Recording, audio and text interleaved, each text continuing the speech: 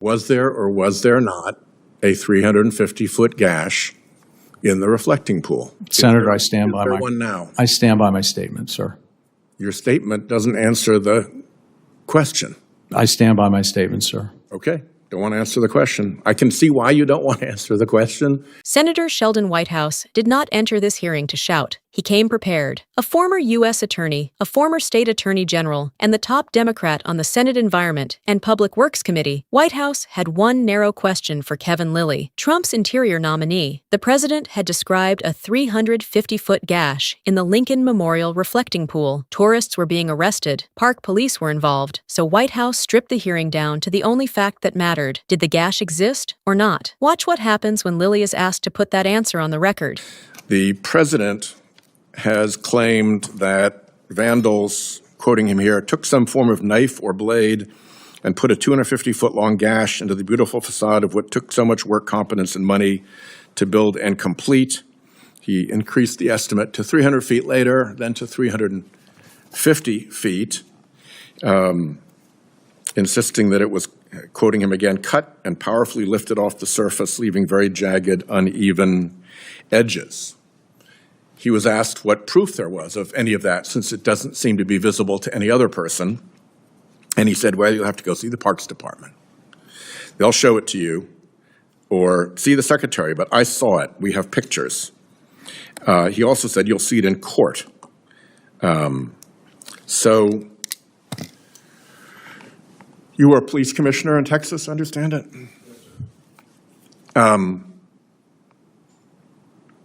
When people visiting the reflecting pool are being arrested, handcuffed, and dragged away by your police officers, you'd like to think that they have proper probable cause to arrest someone. I grew up in the Foreign Service, and there were plenty of countries in which arrests made to satisfy a political leader's narrative that had no basis in fact was something that they did. The American system of justice has not operated that way. What can you tell me here today about what damage was done to the reflecting pool, where this 350-foot gash came from, and why tourists are being arrested? What is the factual predicate for these arrests? Yes, sir. Thank you. And indeed, I have spent, as a son of a police officer, as well as a police commissioner, I've spent virtually my entire life in and around the law enforcement industry, or business community, rather. So you'd agree with me that arresting tourists to vindicate a political narrative, not because of any evidence of a crime, would be a wrong thing to do if that were what happened, correct? Senator, the U.S. Park Police is one of the most extraordinary and historic police departments in the United States, founded in 1789. And in the year that I've had the opportunity and pleasure and privilege and honor to work with them, I have been amazingly impressed by their professionalism, their training, their discipline, their service, and their duty and service to this district and the people that live here. Yeah, which is why these incidents seem so aggravating, and I'd like to ask you to respond to And that. consequently, sir, I would say that, and I think that all people would agree, that ensuring that law and order is maintained for anyone to apply, and I'm not saying that you are, that the U.S. Park Police in any way use political motivation to carry out their duties, I think would be unjust, and in some ways an egregious accusation. So what's the predicate then? Was there, in fact, a 350-foot gash done by a vandal to the reflecting pool? The predicate, sir, is that I have no doubt that the police officers involved in the apprehensions of these individuals, of which I believe there were 5, were doing their duty, were enforcing the law appropriately. And I think that all of us should recognize and believe that vandalism of any kind is an affront to civilized society. Yeah, it hurts everyone. But Mr. Lilly, the question is, was there vandalism? Did someone cut a 350-foot gash in the reflecting pool? And what vandalism did these individuals do? Is it really vandalism to pick a piece of floating peeled paint out of the reflection pool? People have run through the reflecting pool in the past.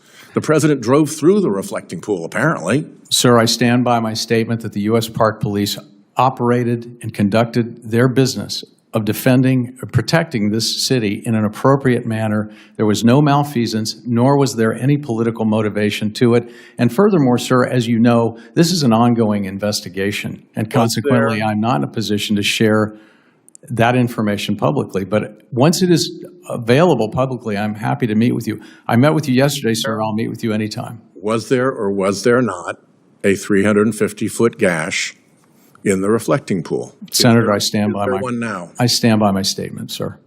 Your statement doesn't answer the question.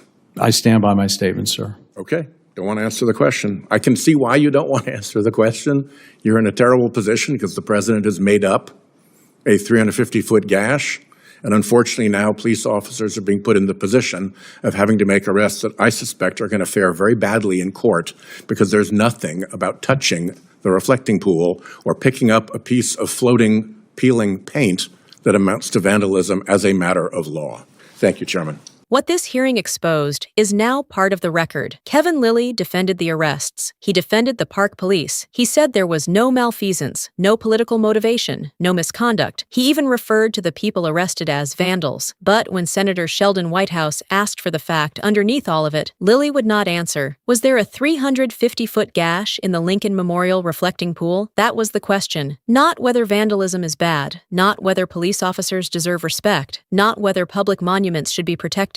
Everyone in that room already knew those answers. Whitehouse was asking for the factual predicate behind the use of government power, because if tourists are being handcuffed and dragged away, the government needs more than a presidential description. It needs probable cause. It needs evidence. It needs a record. And Whitehouse brought the timeline. According to the statements he quoted, the alleged damage started as a 250-foot gash. Then it became 300 feet. Then 350. The claim was specific. A knife or blade, a cut in the surface, jagged edges, a piece lifted away. Then came the arrests. That is where this hearing becomes larger than one reflecting pool. For an ordinary person watching at home, the question is simple. What happens when the government calls someone a vandal before it publicly identifies the vandalism? What happens when an official says the police acted properly, but refuses to say what crime was actually committed? Lilly's answer was that there was an ongoing investigation. That may explain why he would not release every detail, but it does not explain why he could give the conclusion without giving the facts. He could say the officers were right. He could say politics played no role. He could say the suspects were vandals, but he could not say yes, the 350-foot gash existed. That is the gap Whitehouse exposed. In sworn testimony, under congressional oversight, the nominee was asked to confirm the central fact behind a public accusation and a set of arrests. He did not confirm it. He stood by his statement twice, and the statement did not answer the question. This is what accountability looks like when it is stripped down to its simplest form. A senator asks for the predicate. The witness gives the institution. The senator asks for the evidence. The witness gives the reputation. The senator asks yes or no. The witness repeats a prepared line. The public record does not require outrage to matter. Sometimes the most important moment is the silence where the answer should have been. Because in a democracy, law enforcement cannot exist to validate a political story. It exists to enforce the law. And when the government can name the vandals before it can name the vandalism, the refusal becomes the evidence.